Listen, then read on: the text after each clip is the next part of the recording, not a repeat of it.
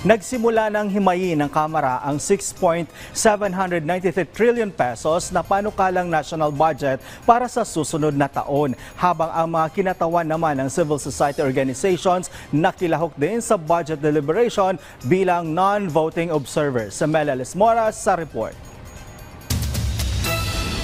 Sa pag-arangkada ng deliberasyon ng House Committee on Appropriations ukol sa 6.793 trillion pesos na panukalang pambansang pondo para sa susunod na taon, ipinagmalaki ng Development Budget Coordination Committee o DBCC ang mga tagumpay ng administrasyon ni Pangulong Ferdinand R. Marcos Jr. at ang mga hinahangad pa nilang makamtan para sa ibayong paglago ng ating ekonomiya.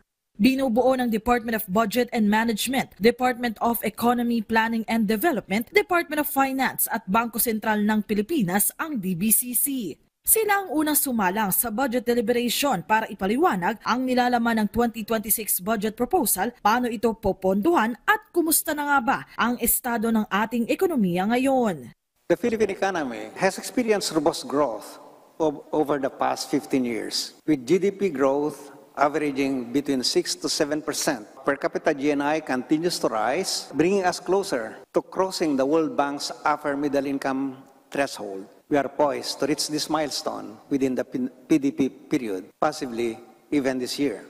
Ayon sa DBM, sa ilalim ng proposed 2026 national budget na nakaangkla sa Philippine Development Plan 2023 to 2028, prioridad ng pamahalaan ang pagsusulong ng human and social development, pagpapalago ng sektor ng agrikultura, kalakalan at teknolohiya at pagpapanatili ng maayos na sistema sa gobyerno. Sabi ng DOF, patuloy ang mga hakbang ng pamahalaan para mapalaki pa ang kaba ng bayan na siya namang pangunahing pinanggagalingan ng pambansang pondo. So far, we are on track to meet our medium-term fiscal framework targets, with revenue collections growing by double-digit for the last 3 years at an average of 13.8% annually.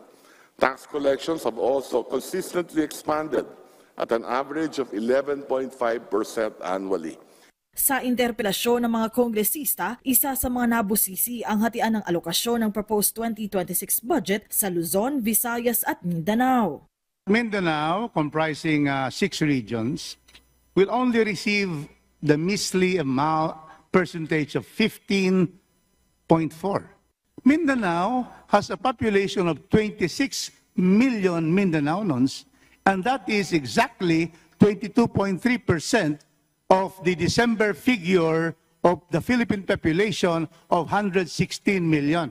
In prior years po, we don't have the Bangsamoro Organic Law.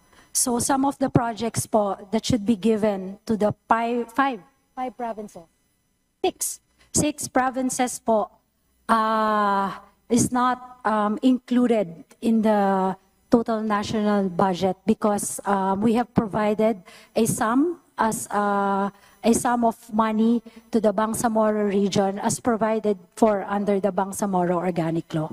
Ilan pa sa mga natalakay ang pondo para sa bigas, bonus ng mga guro, mga ospital sa bansa at mga proyektong may kaugnayan sa Artificial Intelligence o AI. Kasabay niyan, hindi rin naman nawala sa diskusyon ng mga issue hinggil sa 2025 national budget kung saan nagkasagutan pa sina Appropriations Chair Micaela Swansing at Navota City Representative Toby Chanco. Meron ba o wala? We would have to look into the records. May I ask exactly what you are asking for? The small committee report of the 2025 budget that has just asked the COMSEC kung meron o wala. Kung meron, why was it not filed sa archives based on our rules 15 days after? So meron ba o wala? Simple. The output of the small committee is already embedded into the HGAB itself. So that's the report.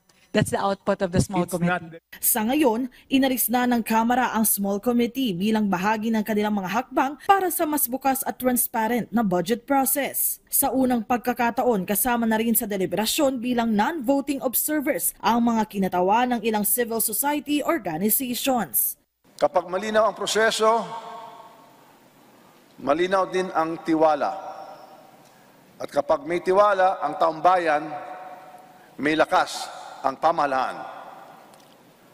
Transparency is not an option, It is a cornerstone of democratic governance. Sa mga susunod na araw, nakatakda namang humarap sa House Committee on Appropriations ang iba pang pinuno ng iba pang ahensya ng pamahalaan. Melales Moras para sa Pambansang TV sa Bagong Pilipinas.